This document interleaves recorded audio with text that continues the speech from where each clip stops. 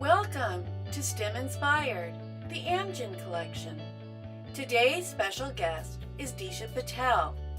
She is a Senior Manager of Information Systems Commercialization at Amgen. Listen and be inspired. Hi, my name is Disha Patel. I am a technology professional here at Amgen. My job title is Senior Manager of Commercialization, IS. Please describe a typical day at your job. Yeah, that's one of the things I really enjoy about my job is that it is very dynamic. Each day is very different, but usually some of the things that I tend to do for my job is one of the things is I dive in deep into code with some of my technical colleagues to try to solve problems from a technical point of view. Another aspect of my job is I could be pitching to an executive of why technology is important and what kind of business value it can bring to them. Another aspect is I lead and mentor teams, and so my responsibility of helping encourage and develop staff is also something that I could be doing. And another aspect of my job is I could be with my business clients trying to figure out or help them solution an idea and how to bring it to life. So as I said, my days can be very dynamic in nature. What do you find most rewarding about your job? I think there are a couple of things that I find rewarding about my job. One aspect of my job that I really enjoy is I enjoy being able to help my business partners rethink or reimagine how they can do their business with technology. Another aspect of my job that I find rewarding is I do mentor and encourage others, technical professionals in their careers. And so helping others along in their journey of their career and helping inspire them is something that I find enjoyable. And another aspect that I do enjoy is the fact that technology keeps on changing. It is never the same. You blink your eyes and you are now looking at technology in a different format, and every day something new comes out. So staying on top of technology is also something that I find rewarding and enjoy about my job. Great. When you were young, what did you dream of being someday? And so I actually thought about being a lawyer. And as I took more classes in English, debate, and philosophy, I realized that wasn't really for me.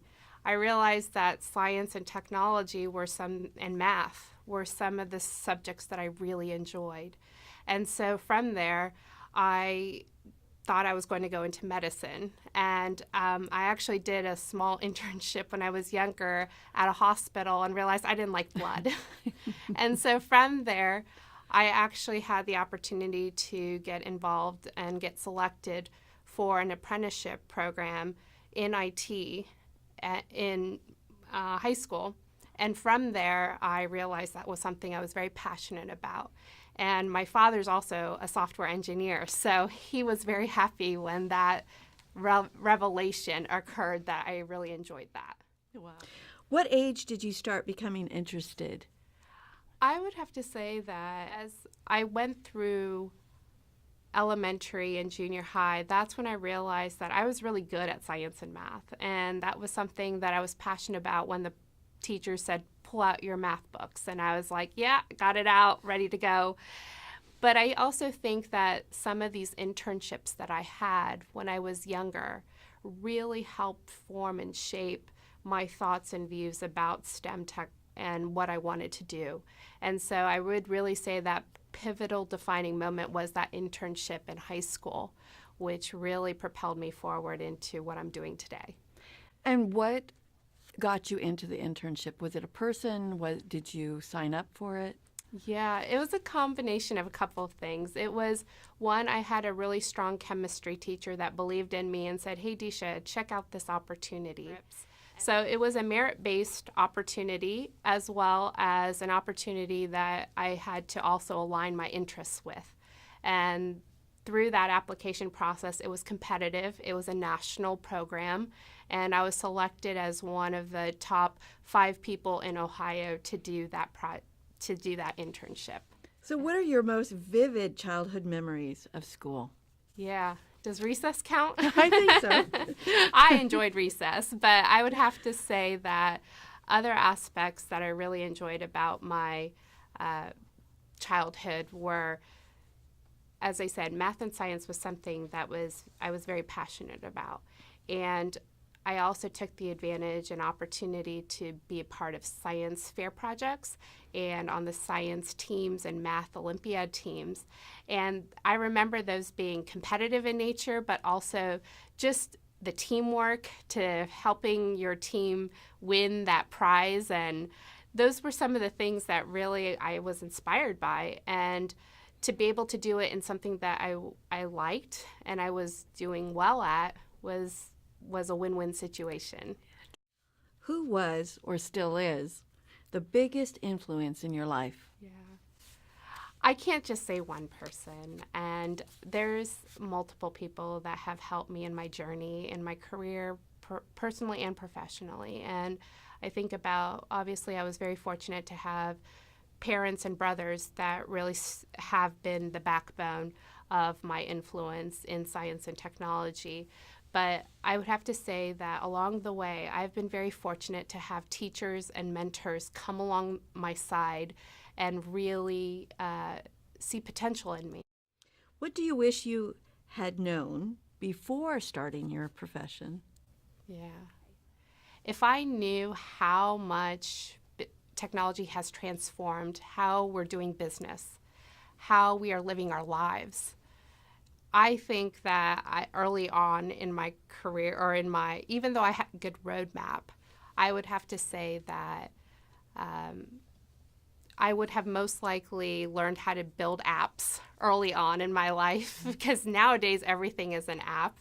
And the other thing is I would have learned how to be better at pitching ideas to others, because I think that's a strong part of the technology world is if you have a great idea, and a lot of technology folks are very creative, but if you're not able to communicate your ideas and get others to believe in it and invest in it from a financial standpoint and even in a commitment of resources, I think those are lost opportunities. What advice would you give students who think they want to enter a STEM profession? Yeah. I have several thoughts on that. Some of them that I think are that if you're really interested in a STEM profession, explore it further. Find opportunities like being in a science fair project or on a math team to really help validate or confirm that's something that you want to do. I would also say that surround yourself with really good mentors, or find or seek them out, because those are the folks that are going to help shape and help you build your roadmap for your career aspirations. Another thought that I have around that is make sure you're having fun.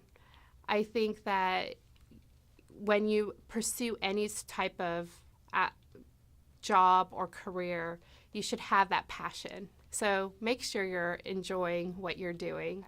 I would also say that making sure that you learn, your technical skills are very important, but I also think learning how to communicate and work in teams are also very important to really round out your technical aspirations and eventually help you move through your career.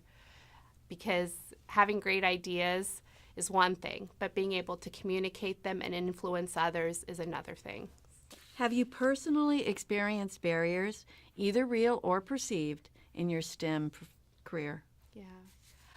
I don't like the word barrier, but I would rather say that, yes, there is a recognition that women and minorities in STEM, the numbers are low.